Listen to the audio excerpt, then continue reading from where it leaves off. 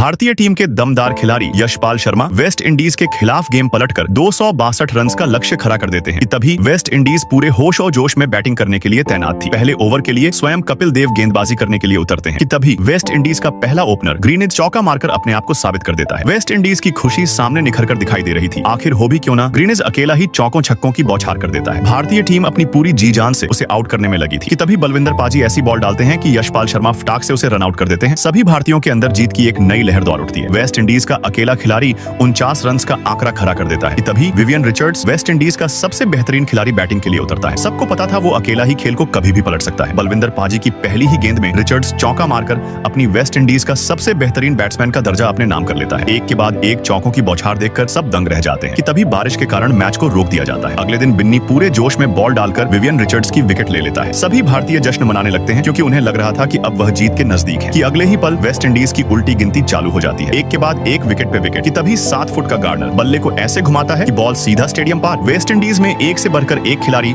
अपनी टीम को झुकने नहीं देना चाहता था। वेस्ट इंडीज बड़ी ही तेजी से 225 रन के नजदीक आता जा रहा था। कपिल देव की चिंता सामने नजर आ रही थी। गावस्कर कपिल देव से एक और ओवर मांग रहे थे और कपिल देव अब रिस्क न लेकर शास्त्री को ही बॉलिंग करने के लिए कहते हैं। शास्त्री भी ओवर की पहली ही गेंद में गार्डनर को आउट कर अपने आप को साबित कर देता है और तभी इंडिया 34 रन से जीत जाती है। उस समय तो कप्तान कपिल देव खूब जश्न मना रहे थे और रात को न्यूज़पेपर में इंडिया की मेहनत को एक जादुई अचंभा देखकर चिंतित हो जाते हैं। उन्हें बस एक डर सता रहा था, वर्ल्ड कप के फाइनल तक जाने का। कप्तान कपिल देव को बस इतना था कि कोई भी ज्यादा जोश में घमंड न करने लगे। इंडिया का अगला मैच जिम्बाब्वे के साथ था। मदन लाल अपनी पहली गेंद में एक विकेट लेकर कपिल देव को जीत का एहसास करा देते हैं। एक के बाद एक लगातार विकेट के साथ जिम्बाब्वे को 155 रन पे ओवर पूरे होने से पहले ही ऑल आउट कर देते हैं। पूरी दुनिया आंखें फाड़ कर भारतीयों का यह जोश देख रही थी कि भारतीय बल्लेबाजी में भी कोई कसर नहीं छोड़ते। पाटिल और श्रीकांत अकेले ही छक्के चौकों की बौछार कर देते हैं। कपिल देव की बैटिंग से पहले ही इंडिया जिम्बाब्वे को मात देकर 2 मैच लगातार जीत जाती है और आखिर में फाइनल वर्ल्ड कप में तो सिर्फ 2 ही टीमें पहुंचती हैं। क्या इंडिया फाइनल तक पहुंच पाएगी? वो तो पार्ट 3 में ही पता चलेगा।